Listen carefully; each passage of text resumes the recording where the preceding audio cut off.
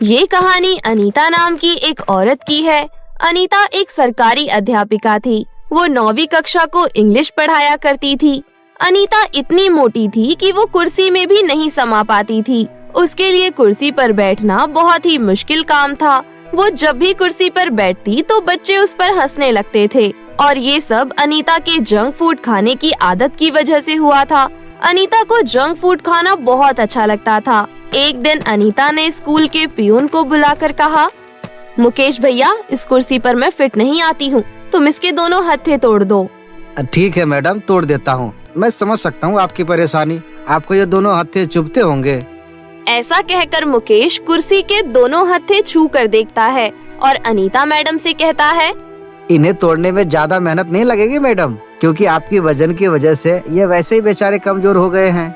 ऐसा कहकर मुकेश एक ही झटके में कुर्सी के दोनों हत्थे तोड़कर हटा देता है। ये लीजिए मैडम जी, कुर्सी के दोनों हत्थे अलग हो गए। अब आपको बैठने में कोई परेशानी नहीं होगी। Thank you Mukesh. सुनो, इस बारे में किसी को कुछ बताना मत। अनीता मैडम की बात सुनकर मुकेश मन ही मन हंसने लगता है। उसके बाद अनीता अपने क्लासरूम में चली जाती है। वो जैसे ही क्लासरूम में जाती है, देखती है कि बच्चों ने ब्लैक बोर्ड पर एक टुनटुन मौसी की तस्वीर बना रखी है। बच्चे अनीता को टुनटुन मौसी कहकर उसका मजाक बनाते थे। ब्लैक बोर्ड पर टुनटुन मौसी की तस्वीर देखकर अनीता को गुस्सा आ जाता है। वो गुस्से में क्लास के बच्चों से कहती है, ये ब्लैक बोर्ड पर टुनटुन मौसी की तस्वीर किसने बनाई है? अनीता के सवाल का किसी बच्चे ने कोई जवाब नहीं दिया। अनीता ने डस्टर से टुनटुन मौसी की तस्वीर मिटा दी। अनीता जानती थी कि उसके मोटापे की वजह से क्लास के बच्चे उसका बहुत मजाक बनाते हैं, लेकिन फिर भी वो अपना मोटापा कम नहीं कर पाती थी, क्योंकि उसे फास्ट फूड खाने का बहुत शौक था। स्कूल आने से पहले वो मक्खन में डुबोया हुआ आलू का पराठा खाकर आती थी। लंच में भी बाहर से मंगवाकर छोले भटूरे तो कभी समोसे खाया करती थी और स्कूल की छुट्टी के बाद गोलगप्पे, मोमोज और बर्गर खाना तो उसे बहुत ही ज्यादा पसंद था, जिससे कि उसका वजन दिन पर दिन बढ़ता ही जा रहा था। लेकिन अनीता का अपने मोटापे की और कोई ध्यान ही नहीं था, जिस वजह से बच्चे तो बच्चे, अब स्कूल की दूसरी अध्यापिकाएं भी उसका मजाक बनाने लगी थी। उसके मोटापे की वजह से वो काफी धीरे धीरे चल पाती थी और स्कूल की सीढ़ियों का इस्तेमाल तो वो बिल्कुल नहीं करती थी, हमेशा लिफ्ट से ही ऊपर नीचे करती थी।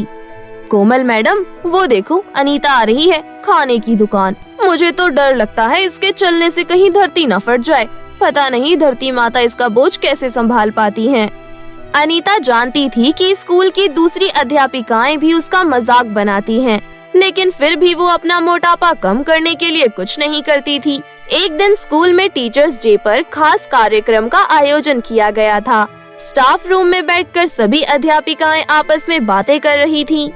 मैं तो सोच रही हूँ कोई डिजाइनर साड़ी और पेंसिल हील पहनकर आऊँ, क्योंकि मैंने सुना है टीचरों से रैंप वॉक भी करवाएंगे ये लोग। हाँ मैडम, आप सही कह रही हो, मैंने भी सुना है। मैं भी कुछ स्पेशल ही पहन कर आऊंगी। सारी टीचर इसी तरह से अपना लुक तैयार कर रही थी। अनीता भी अपने मन में सोचती है, मैं भी कोई बहुत अच्छी साड़ी और पेंसिल हील पहन कर आऊंगी। मैं भी इन सब की तरह खूबसूरत बनकर आऊंगी। अनीता ने आज से पहले कभी पेंसिल हील नहीं पहनी थी, लेकिन टीचर्स डे पर सुंदर दिखने की चाहत में उसने पेंसिल हील पहनने की ठान ली थी। उसी दिन शाम को वो बाजार जाकर अपने लिए एक डिजाइनर साड़ी और हाई हील खरीद लेती है और टीचर्स डे के दिन वही पहनकर स्कूल जाती है। सारे बच्चे उस दिन स्टेज शो करते हैं और उसके बाद अनाउंसमेंट होती है। आप सभी टीचरों से अनुरोध है कि स्टेज पर आएं और रैंप वॉक करके दिखाएं।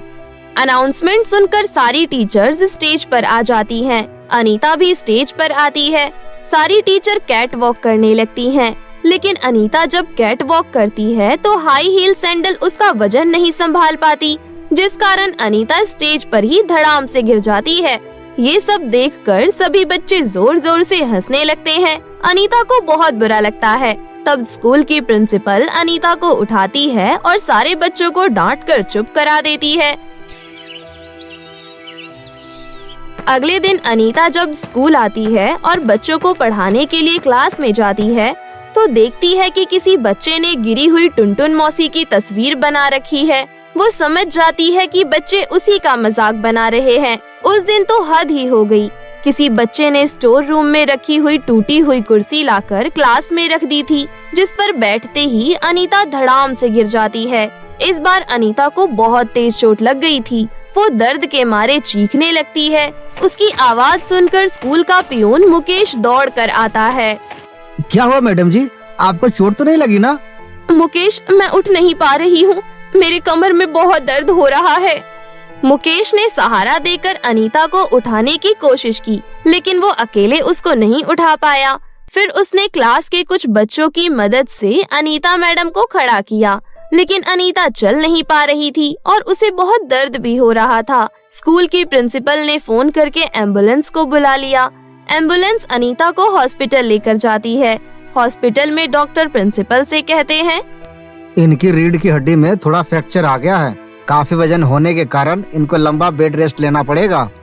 डॉक्टर अनीता का इलाज करता है और उसे घर भेज देता है। अनीता 1 महीने तक बेड रेस्ट पर रहती है। बेड पर बैठे बैठे वो और भी ज्यादा खाने लगी, जिस कारण वो पहले से भी ज्यादा मोटी हो जाती है।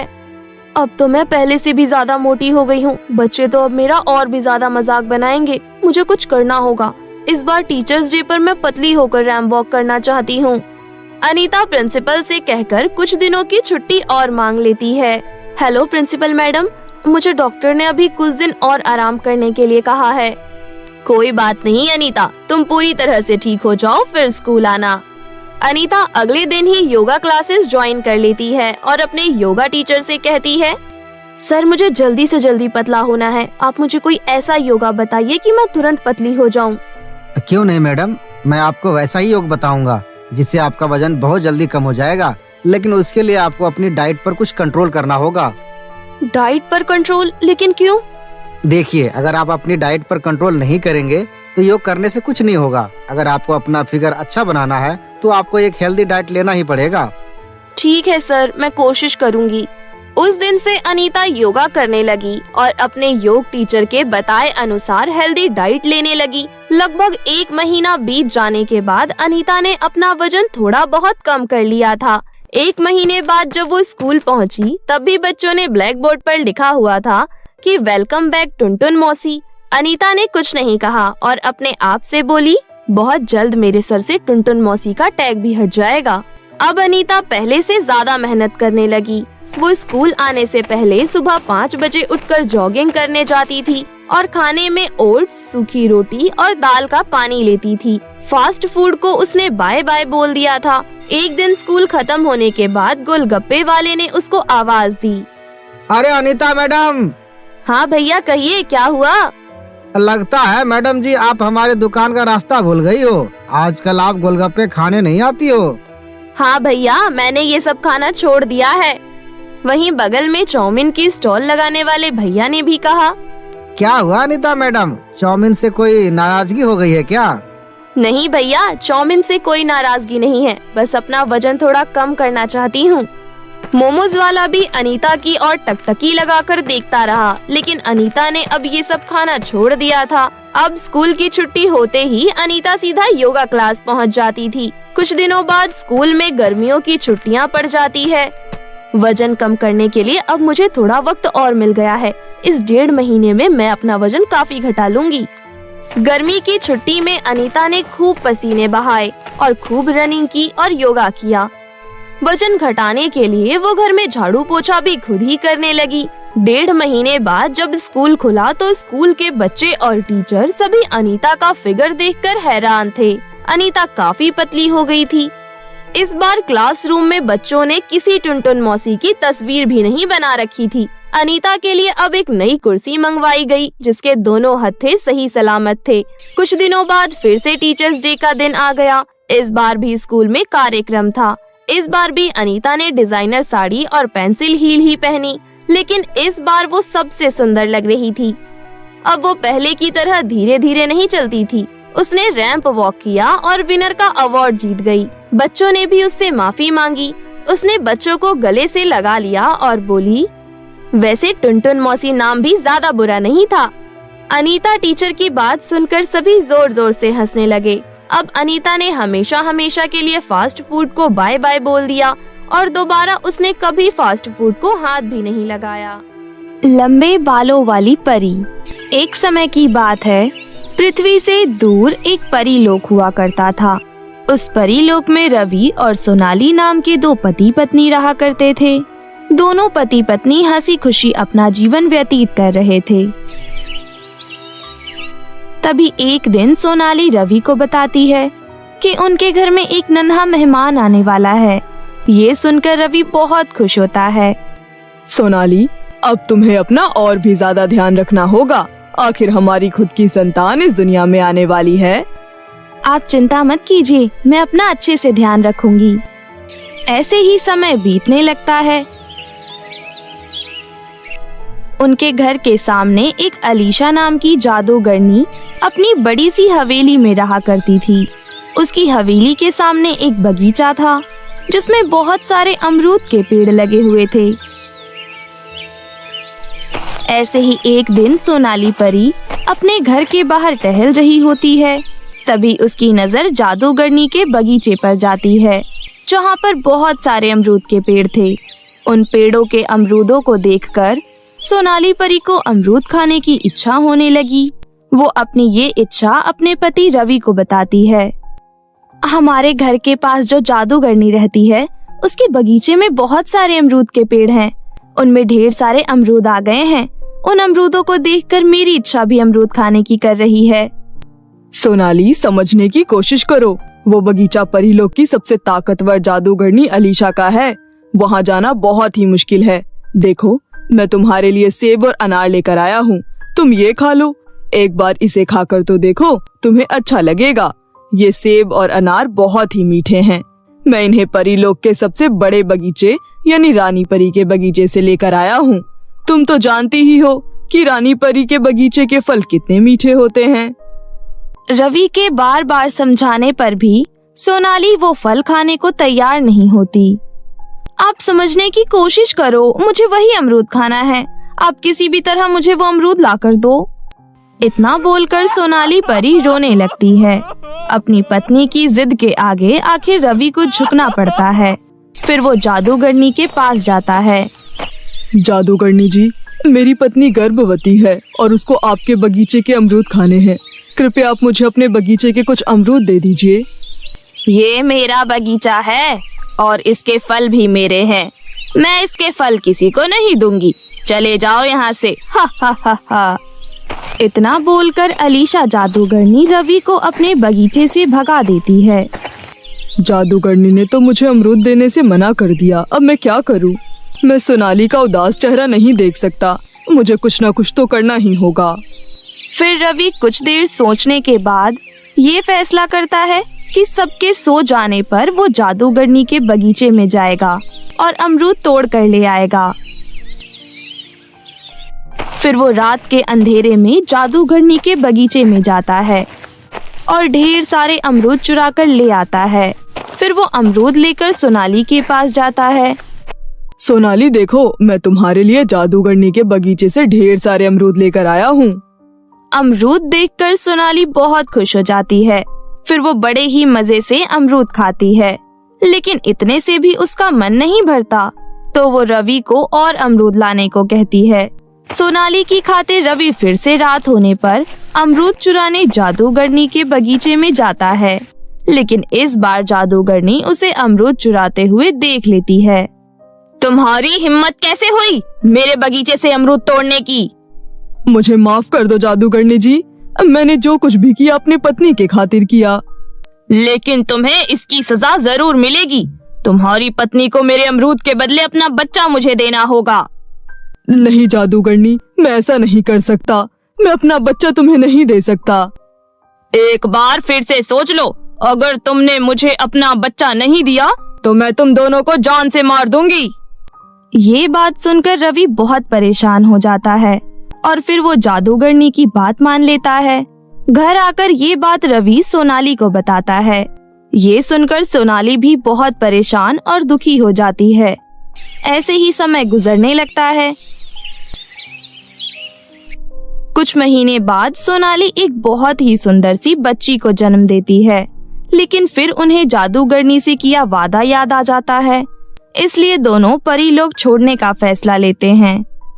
सोनाली, हमें जल्द ही ये परी लोग छोड़ना होगा, इससे पहले कि अलीशा जादूगरनी को हमारी बच्ची के बारे में पता चल जाए। लेकिन उन दोनों को जिस बात का डर था वही होता है। जादूगरनी को भनक लग जाती है और फिर वो वहाँ पहुँच जाती है और उस बच्ची को अपने साथ ले जाती है। रवि और सोनाली दोनों आंखों में आंसू लिए रोते रह जाते हैं, लेकिन जादूगरनी उन पर बिल्कुल भी रहम नहीं खाती।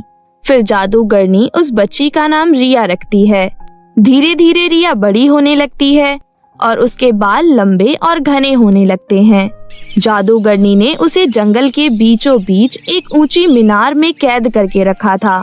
उस मीनार में चढ़ने के लिए सीढ़ियां नहीं थी, ना ही कोई दरवाजा था, सिर्फ ऊपर खिड़की थी। अलीशा जादूगरनी ने कभी भी रिया के बाल नहीं काटे थे, क्योंकि जब भी वो उसे मिलने आती वो नीचे से उसे पुकारती, रिया, अपने लंबे और घने बालों को नीचे करो। जादूगरनी की आवाज सुनते ही रिया अपने लंबे और घने बाल खिड़की से नीचे गिरा देती।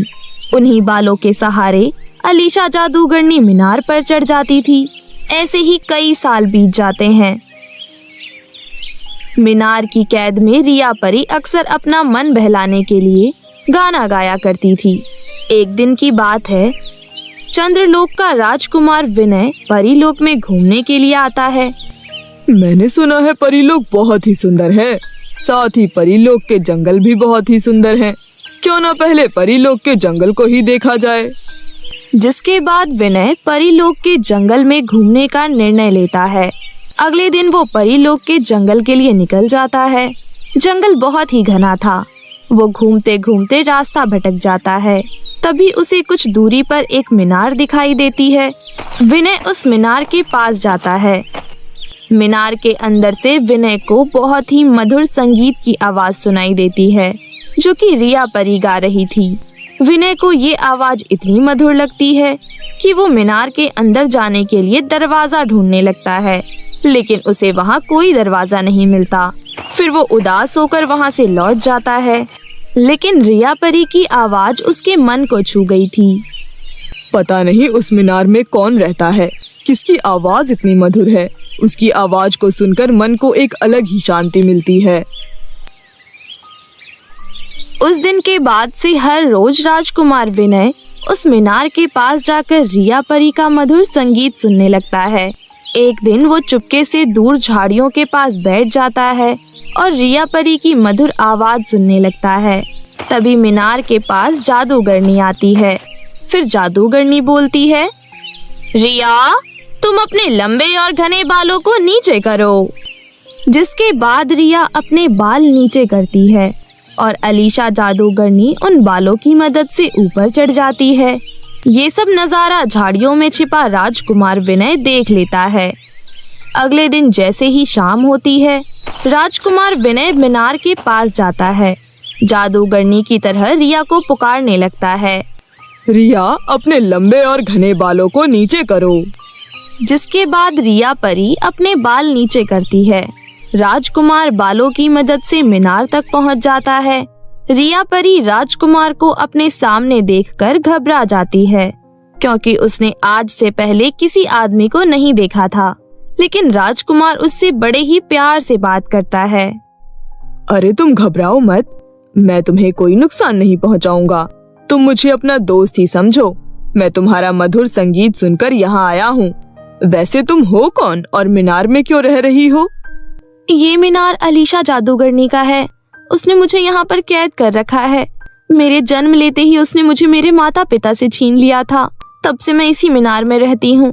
मैं उस जादूगरनी की मर्जी के खिलाफ कहीं नहीं जा सकती। लेकिन ये बताओ कि तुम कौन हो और इस घने जंगल में क्या कर रहे हो? मैं चंद्रलोक का राजकुमार हूँ। मैं परीलोक में घूमने के लिए आया हूँ। मैं परीलोक के जंगलों में घूम रहा था, तभी मेरे कानों में तुम्हारी मधुर आवाज सुनाई पड़ी और मुझसे रुका नहीं गया और मैं यहाँ पर आ गया। लेकिन तुम चिंता मत करो, मैं तुमसे वादा करता हूँ, मैं तुम्हें उस जादूगरनी की कैद से जरूर मुक्त करवा लूंगा। मुझ पर विश्वास रखो। रिया परी से वादा करके राजकुमार मीनार से बाहर चला जाता है। अब राजकुमार रोज शाम को जादूगरनी के मीनार से बाहर जाते ही रिया परी से मिलने मीनार में जाता है।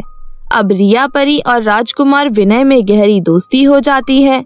एक दिन जब राजकुमार विनय रिया परी से मिलकर लौट रहा था, तब जादूगरनी अलीशा ने उसे देख लिया। ये देखकर उसे बहुत गुस्सा आया। फिर वो रिया परी को आवाज लगाती है, रिया, तुम अपने लंबे और घने बालों को नीचे करो। जिसके बाद रिया परी अपने बाल नीचे करती है और जादूगरनी बालों की मदद से मीनार में चली जाती है और गुस्से से रिया परी से बोलती है, तुम्हारी इतनी हिम्मत! मैंने सोचा था कि मैं तुम्हें बाहर की दुनिया से दूर रखने में सफल हो गई, पर तुमने मुझे धोखा दिया। तुम्हें इसकी सजा जरूर मिलेगी। रुको, मैं तुम्हें अभी बताती हूँ।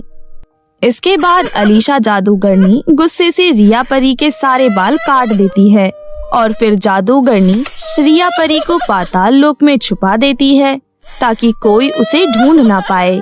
इस बात से अनजान राजकुमार विनय रिया परी को बचाने मीनार के पास जाता है और रिया परी को पुकारने लगता है, रिया, तुम अपने लंबे और घने बाल नीचे करो। राजकुमार की आवाज सुनते ही अलीशा जादूगरनी रिया परी के कटे हुए बाल खिड़की से नीचे कर देती है। बाल के सहारे राजकुमार मीनार पर चढ़ जाता है। रिया परी की जगह जादूगरनी को देखकर राजकुमार हैरान हो जाता है। तुम जिसकी तलाश में यहाँ आए हो, वो तुम्हें कभी नहीं मिलेगी। इसके बाद जादूगरनी जोर जोर से हंसने लगती है। ऐसा कहते हुए जादूगरनी राजकुमार को मीनार से धक्का दे देती है, जिसकी वजह से राजकुमार बुरी तरह घायल हो जाता है। फिर भी वो हिम्मत नहीं हारता और परीलोक की रानी परी से मदद मांगता है। राजकुमार विनय, आप चिंता मत कीजिए, हम सब परियां मिलकर रिया परी को जरूर ढूंढ लेंगी। उसके बाद सभी परियां मिलकर पूरे परीलोक में रिया परी को ढूंढती हैं, पर रिया परी उन्हें परीलोक में कहीं भी नहीं मिलती। फिर सभी परियां पाताल लोक में जाने का निर्णय लेती हैं, जिसके बाद राजकुमार और सभी परियां मिलकर पाताल लोक जाती हैं। तभी वहां राजकुमार को रिया परी का वही गाना सुनाई देता है जो वो अक्सर गाया करती थी। आखिरकार राजकुमार विनय रिया परी को ढूंढ ही लेता है। फिर रानी परी जादूगरनी को बंदी बनाकर कारागार में डाल देती है।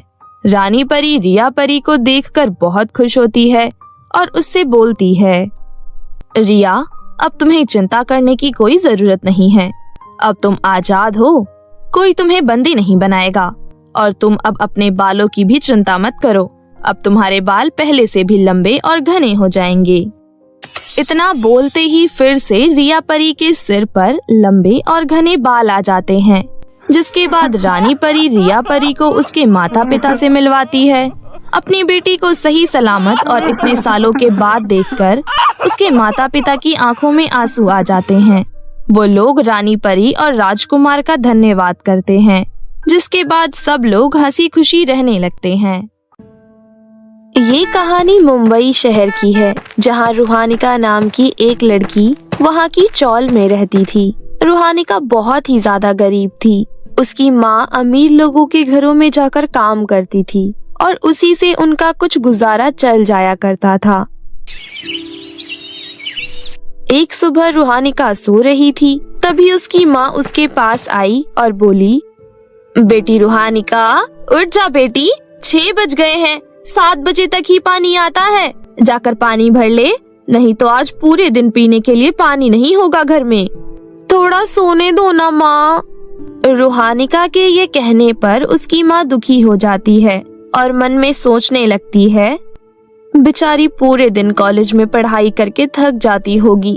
मेरे बुढ़ापे के शरीर में कमर और घुटने के दर्द से भारी पानी लेकर ऊपर चढ़ा नहीं जाता है, वरना मैं ही पानी ले आती। कोई बात नहीं, 10 मिनट और सोने देती हूँ, फिर उठा दूंगी। 10 मिनट बाद रूहानिका की माँ फिर से उसके पास जाती है और कहती है, उठ जा बेटा, नहीं तो आज खाना बनाने के लिए भी पानी नहीं होगा। रूहानिका अंगड़ाई लेते हुए उठती है और बाल्टी लेकर नल पर पानी भरने चली जाती है। वहाँ पर औरतों की बहुत भीड़ थी। रूहानिका उन औरतों से कहती है, अरे काकी, मैं इतना लेट पानी भरने आई हूँ, उसके बावजूद भी आप लोग यहीं पर हो। अरे कितना पानी भरोगी, अब मुझे भरने दो। अरे देर से आई है तो पानी भी देर से भरियो। रोज हम लोगों को बातों में लगाकर खुद पहले पानी भर लेती है। आप भी ना काकी। अच्छा बस आज भरने दीजिए, कॉलेज के लिए देरी हो रही है। अच्छा ठीक है भर ले, कल से जल्दी आइयो। रूहानिका बहुत चंचल स्वभाव की थी। रूहानिका पानी भर के नहा धोकर कॉलेज के लिए तैयार हो जाती है और कॉलेज पहुंच जाती है। रूहानिका की एक बहुत ही प्रिय सहेली थी, उसका नाम अपेक्षा था। अपेक्षा और रूहानिका में जमीन आसमान का फर्क था। अपेक्षा एक बहुत बड़े और अमीर घराने से ताल्लुकात रखती थी। भले ही उनमें अमीरी गरीबी का फर्क था, लेकिन उन दोनों में बहुत प्यार था। वो दोनों ऐसे साथ रहते थे जैसे एक दूसरे की बहनें हों। पढ़ाई करना हो या लंच करना हो, सारे काम वो साथ में ही करती थी। रूहानिका के कॉलेज पहुंचते ही अपेक्षा कहती है, क्या हुआ, तू आज भी लेट हो गई? तेरे चक्कर में मैं भी क्लास में नहीं गई। तुझे पता है हमारी इंग्लिश की क्लास मिस हो गई है। अब हम नेक्स्ट लेक्चर में क्लास में जाएंगे। अरे यार तुझे तो पता है ना मेरे घर से कॉलेज कितना दूर है, बस भी समय पर नहीं मिलती है। कोई नहीं, अब हम नेक्स्ट लेक्चर में चलेंगे। उस दिन कॉलेज पूरा करके जब रूहानिका घर के लिए निकली तो उसके बस स्टैंड पहुंचते पहुंचते बहुत तेज बारिश शुरू हो गई। वो बस स्टैंड पर खड़ी होकर बस का इंतजार करने लगती है। तभी अपेक्षा अपनी कार लेकर वहां पहुंच जाती है और अपनी कार का शीशा नीचे करके कहती है, ओए रूहानिका जल्दी से अंदर आके बैठ जा, नहीं तो भीग जाएगी। रुक आती हूँ। रूहानिका अपेक्षा की गाड़ी में बैठ जाती है और दोनों घर की तरफ आने लगते हैं। तभी गाड़ी में बैठी अपेक्षा रूहानिका से कहती है, रूहानिका आज तूने कॉलेज में बताया था ना कि आज तेरी मम्मी घर पर नहीं है, वो रात को आएंगी। तो तू एक काम कर, तब तक मेरे घर पर चल। आज का डिनर तुम मेरे घर पर ही करियो, उसके बाद अपनी गाड़ी से मैं तुझे तेरे घर छोड़ाऊंगी। प्लीज यार अब मना मत करियो। अच्छा चल ठीक है, जैसा तुझे ठीक लगे, लेकिन तेरे मम्मी पापा कुछ कहेंगे तो नहीं ना? चल पागल हो गई है क्या, वो क्यों कहेंगे कुछ भी। थोड़ी देर में ही दोनों सहेलियां घर पहुंच जाती हैं।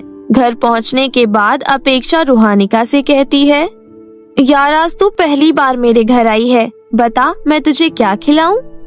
रूहानिका का अपेक्षा की बातों पर ध्यान ही नहीं था। वो अपने मन में कुछ अलग ही सोच रही थी। बाप रे, ये घर है या महल है? सुख सुविधा की सारी चीजें हैं यहाँ पर। तभी अपेक्षा दोबारा से कहती है, अरे कहाँ खो गई? कुछ पूछ रही हूँ मैं, बता ना क्या खाएगी? कुछ भी चलेगा, कुछ भी बना ले। चल मैं तुझे आज अपने हाथों से कुछ बना कर खिलाती हूँ, लेकिन तुझे भी मेरी मदद करनी होगी क्योंकि तुझे तो पता है मुझे कुकिंग ज्यादा नहीं आती। हाँ हाँ क्यों नहीं, चल आजा किचन में चलते हैं और कुछ बनाने का ट्राई करते हैं। उसके बाद रूहानिका अपेक्षा के साथ उसके किचन में जाती है। उसका किचन पूरी तरह से मॉड्यूलर था, जहाँ पर बहुत सारी बढ़िया बढ़िया चीजें थी। रूहानिका अपेक्षा के किचन को देखकर दंग रह जाती है और मन में सोचती है, अरे वाह, यहाँ पर तो कितनी सारी चीजें हैं। जिन जिन चीजों के बारे में मैंने सिर्फ सुना था, आज मैंने उन चीजों को देख भी लिया। ओए तू फिर कहाँ खो गई यार? कब से पूछ रही हूँ क्या खाएगी क्या खाएगी। तुझे क्या बनाना आता है? मैगी के अलावा तो तुझे कुछ बनाना नहीं आता और पूछ ऐसे रही है जैसे पता नहीं क्या बनाकर खिलाएगी मुझे। ये तो तूने बिल्कुल सही कहा।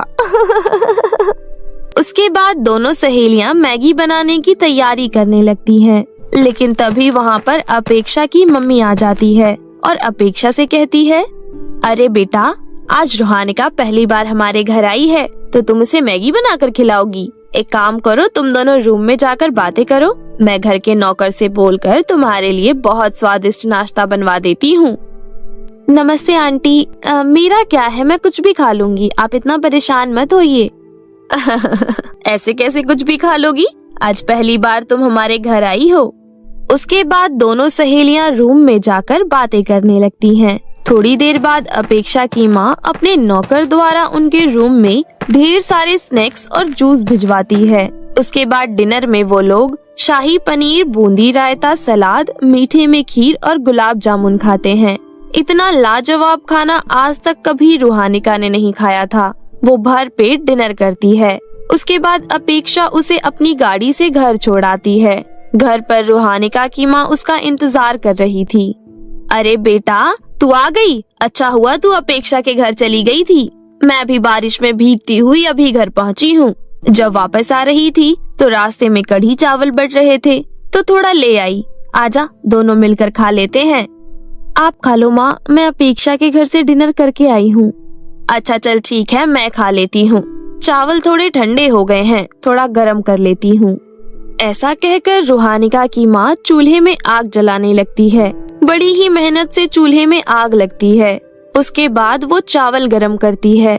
उसकी आंखों में बहुत धुआं जा रहा था और धुएं से वो खांस भी रही थी। ये सब देखकर रूहानिका उदास हो जाती है और मन में सोचती है, कैसी जिंदगी है मेरी। अमीर लोगों को खाना गरम करने के लिए सिर्फ 5 मिनट लगता है। माइक्रोवेव खोलो और उसमें खाना डालकर गरम कर लो, लेकिन गरीब लोगों को यही काम करने में कितना समय लगता है और ऊपर से कितना कष्ट होता है। उसके बाद रूहानिका की नजर चूल्हे के पास रखे कुछ डिब्बों पर जाती है जिसमें ना के बराबर राशन होता है। ये सब देखकर रूहानिका फिर से अपने मन में सोचती है, अमीरों की रसोई में कितना सामान होता है, समझ ही नहीं आता क्या खाया जाए और क्या ना खाया जाए। और एक हमारी रसोई में ये सोचना पड़ता है कि आज क्या बनाए जो कल के लिए अनाज बच जाए। इसी तरह काफी समय बीतता गया। रूहानिका पढ़ाई में बहुत अच्छी थी। वो अक्सर पढ़ाई में अपेक्षा की मदद किया करती थी। अपेक्षा और रूहानिका के एग्जाम आने वाले थे। रूहानिका अक्सर कॉलेज खत्म होने के बाद अपेक्षा के साथ पढ़ाई करने के लिए उसके घर जाया करती थी। एक दिन दोनों सहेलियां बैठकर अपेक्षा के घर में पढ़ाई कर रही होती हैं। तभी अपेक्षा रूहानिका को बोलती है, अरे यार, मैं पढ़ाई करते करते काफी थक गई हूँ। तू एक काम करना, फ्रिज में मैंगो जूस रखा हुआ है, तू जाकर अपने लिए और मेरे लिए ले आना। अपेक्षा के ये कहने पर रूहानिका किचन में जाती है और फ्रिज खोलती है। अरे बाप रे, ये फ्रिज कितना बड़ा है और इसके अंदर कितनी सारी खाने पीने की चीजें हैं। ये तो ऐसा लग रहा है जैसे कोई ग्रोसरी की दुकान हो। इसके अंदर दुकान की तरह कितनी सारी चीजें रखी हुई हैं खाने की। और एक हम गरीब लोगों के यहाँ फ्रिज के नाम पर एक छोटा सा मिट्टी का घड़ा रखा हुआ होता है। इतना कहते हुए रूहानिका फ्रिज से जूस निकालती है। तभी उसका हाथ वहाँ रखे बहुत महंगे डिनर सेट पर लगता है और वो पूरा डिनर सेट जमीन पर गिर के चकनाचूर हो जाता है। अरे नहीं, ये क्या हो गया? आवाज सुनकर अपेक्षा और उसकी माँ भी वहाँ आती है। मुझे माफ कर दो आंटी, अपेक्षा मुझे माफ कर दो, मैंने जानबूझकर नहीं किया। पता नहीं कैसे मेरा हाथ लगा और ये डिनर सेट नीचे गिर गया। अपेक्षा, अपनी सहेली को बताओ इस डिनर सेट का कितना दाम था। तुझे पता है रूहानिका, मेरे पापा ने ये डिनर सेट दुबई से मंगवाया था। पूरे 6 लाख का डिनर सेट है ये। अपेक्षा, अपनी सहेली से बोलो क्या ये इसका भरपाया कर पाएगी। माफ कीजिए आंटी, लेकिन इतने पैसे तो हम कई सालों में भी आपको नहीं दे पाएंगे। मुझसे बहुत बड़ी गलती हो गई है, भगवान के लिए मुझे माफ कर दीजिए। रूहानिका ऐसा कहती है। तभी वो दोनों माँ बेटी जोर जोर से हंसने लगती हैं। फिर अपेक्षा कहती है, मानना पड़ेगा माँ, क्या एक्टिंग करती हो आप। देखो रूहानिका के होश अभी तक उड़े हुए हैं। सही कहा तुमने बेटा। रूहानिका बेटा, हम सिर्फ तुम्हारे साथ छोटा सा प्रैंक कर रहे थे। जैसे ही तुमने डिनर सेट गिराया, आवाज सुनकर सडनली मेरे दिमाग में ये आइडिया आ गया और मैंने अपेक्षा को आंख मारा और वो भी मेरा प्लान समझ गई। आप दोनों ने तो मुझे डरा ही दिया था। अच्छा अपेक्षा, बहुत समय हो गया है, अब मैं घर चलती हूँ। माँ मेरा इंतजार कर रही होगी। ऐसा कहकर रूहानिका अपने घर आने लगती है। रास्ते में रूहानिका उसी बारे में सोच रही थी जो भी थोड़ी देर पहले हुआ था। उसे अपेक्षा और उसकी माँ से कोई शिकायत तो नहीं थी, लेकिन ये मजाक कहीं न कहीं उसके दिल पर लग गया था और वो दुखी हो गई थी। कैसी जिंदगी है हमारी। अगर आज अपेक्षा की जगह कोई और होता तो मुझे 6 लाख का भरपाया करना पड़ता। मैं इतना पैसा कहाँ से देती। हे भगवान, तूने क्या सोचकर अमीर और गरीब बनाए हैं? सबको एक समान क्यों नहीं बनाया? तूने कभी ये क्यों नहीं सोचा कि हम गरीबों की जिंदगी कितनी कठिनाइयों से भरी रहती होगी। रूहानिका की आंखों में आंसू आ जाते हैं। वो चली जा रही थी। तभी अचानक से उसके पैरों के नीचे एक पत्थर आ जाता है और वो गिर जाती है और उसके सर पर काफी चोट आ जाती है, जिस कारण वो बेहोश हो जाती है। दूर दूर तक वहाँ कोई नहीं था जो रूहानिका की मदद कर सके। तभी वहाँ पर एक अनजान लड़के की गाड़ी आकर रुकती है। वो लड़का बहुत ही हैंडसम था। वो बाहर आता है और रूहानिका को इस तरह चोटिल देखकर उसे फौरन अपनी कार में बिठाता है और उसे लेकर अपने घर जाता है। काफी देर बाद रूहानिका की आंख खुलती है तो वो अपने आप को एक बहुत बड़े आलीशान घर में पाती है, जहाँ किंग साइज बेड पर वो अकेली लेटी हुई थी। ये सब देखकर वो थोड़ा घबरा जाती है। अरे ये मैं कहाँ आ गई? कहाँ हूँ मैं? जहाँ तक मुझे याद है मुझे तो चोट लगी थी, फिर मैं यहाँ कैसे आई? तब वो लड़का रूहानिका के लिए चाय लेकर आता है और कहता है, तुम्हें चोट लग गई थी और तुम बीच सड़क पर लेटी हुई थी, इसलिए मैं तुम्हें यहाँ ले आया। बाय द वे, तुम्हारा नाम क्या है? जी मेरा नाम रूहानिका है। आपका बहुत बहुत धन्यवाद, आपने मेरी मदद की। और आपका नाम क्या है? मेरा नाम शौर्य है। ऐसा कहकर शौर्य अपने मन में सोचने लगता है, रूहानिका कितना प्यारा नाम है। जितनी प्यारी खुद है उतना ही प्यारा नाम है। हाय, मैं तो मर गया। शौर्य को रूहानिका पर क्रश आ गया था। रूहानिका को भी शौर्य अच्छा लगा था। शौर्य ने रूहानिका को प्रपोज किया और उसने हाँ कर दी। उसने शौर्य को अपनी माँ से मिलाया। रूहानिका की माँ को भी शौर्य बहुत पसंद था। कुछ ही दिनों में उनकी शादी हो गई। शादी वाले दिन अपेक्षा ने कहा, वाह बेटे, चुपके चुपके इतना स्मार्ट लौंडा सेट कर लिया तूने और बताया भी नहीं। तुम मुझे छेड़ रही हो ना? इस तरह सभी हंसने लगे। शादी के बाद शौर्य ने रूहानिका की माँ की भी जिम्मेदारी उठा ली। इस तरह रूहानिका भी अब एक बहुत रईस खानदान की बहू हो गई थी। कुछ ही दिनों बाद अपेक्षा की भी शादी हो गई। इस तरह अमीर बेटी और गरीब बेटी दोनों को दोनों के भाग्य का मिल गया और वो दोनों अपना जीवन खुशी खुशी व्यतीत करने लगे।